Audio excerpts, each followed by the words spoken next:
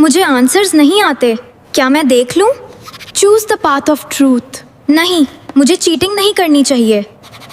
Welcome to cartoon hub, जहां आपको मिलती हैं प्यारी प्यारी कहानियां और fun stories.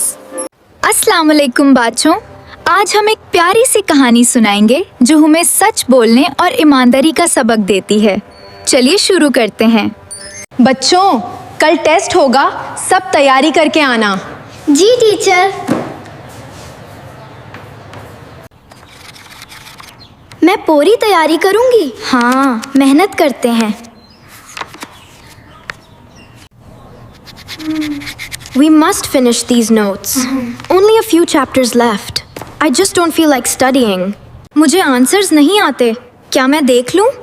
Choose the path of truth. नहीं, मुझे चीटिंग नहीं करनी चाहिए।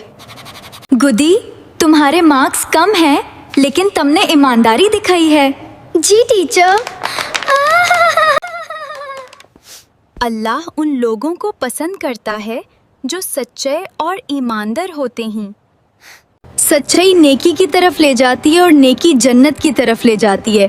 और आदमी सच बोलता रहता है, यहाँ तक कि अल्लाह के नज़दीक वो सिद्दीक, बहुत सच बोलने वाला लिख दिया जाता है।